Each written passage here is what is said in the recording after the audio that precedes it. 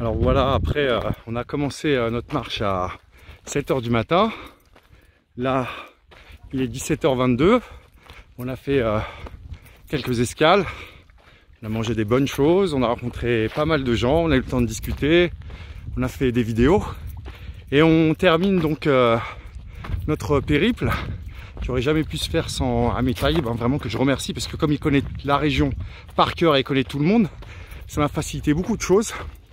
J'ai appris beaucoup de choses sur le quotidien des gens de sa génération. Il a 62 ans, donc il fait partie un peu de cette génération de ceux qui ont vu la transition en fait entre une Algérie et une autre. Et là on va terminer, on va se rendre dans un Qsar qui est à peu près à 16 km de Rogassa, donc mon point de chute.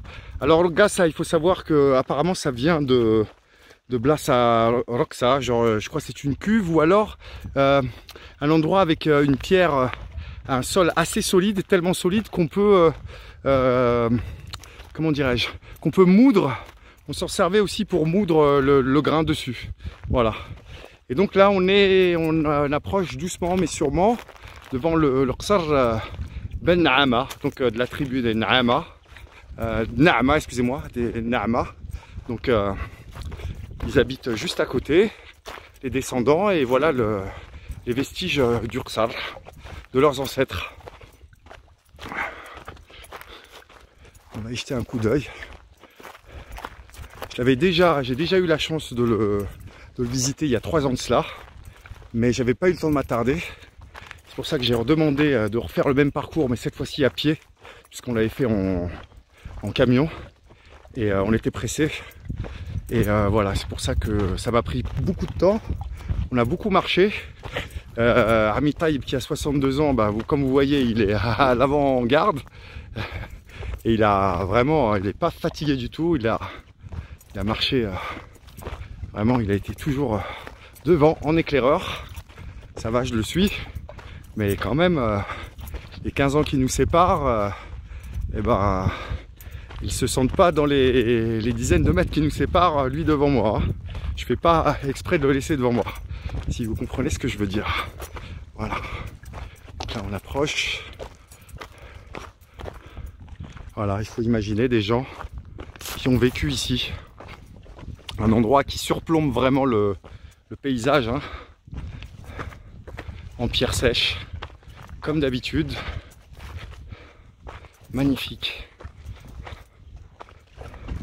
Dès qu'on approche, on sent des vibrations émanant de la pierre. Je peux vous garantir que j'exagère pas.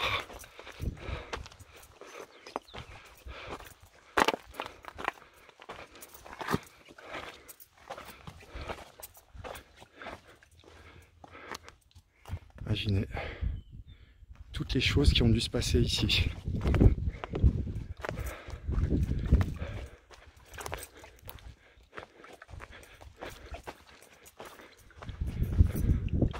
Voilà, les portes assez basses.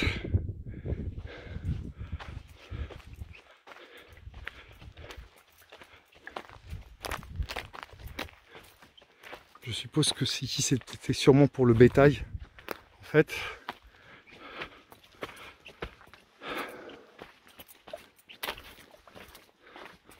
Voilà, désolé, je suis darologiste, darologue, mais pas historien. Donc, je ne peux pas vous raconter l'histoire de Sansar. J'espère que parmi les gens qui vont regarder cette vidéo, il y en aura qui pourront nous éclairer. Alors ça me fait penser à la zaouia des Mouahidine ou les Sidi Shir de Rogassa. C'est-à-dire que je pense que ça doit donner sur une cave, en fait un souterrain. On voit le puits aussi.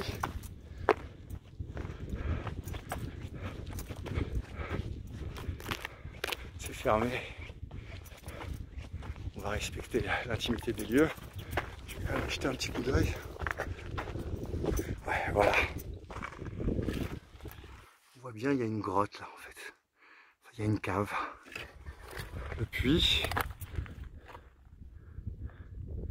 Voilà. Voilà ce qu'il en reste. Alors, on a le soleil en plein visage.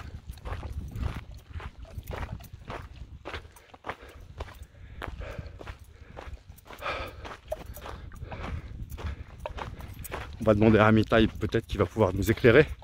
Ami Taïb, هادو لتحت هذاك الغيران هذاك واش كانوا يديروا فيهم؟ يخبيوا الماكله؟ ها؟ رافي تايم ها؟ هاي درك ندبر راسي. تسمى داو الفريجيدير تاعهم. جامع؟ هاي صح.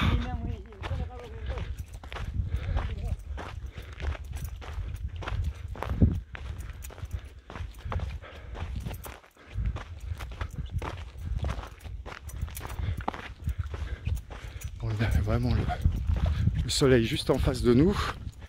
J'espère que pas empêcher de regarder, de voir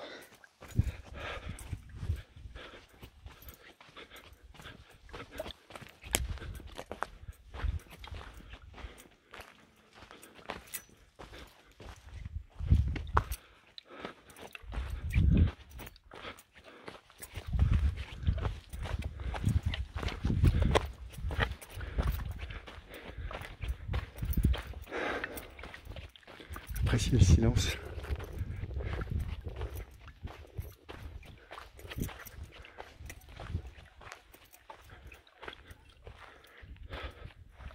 Voilà, apparemment ici c'était le Jama.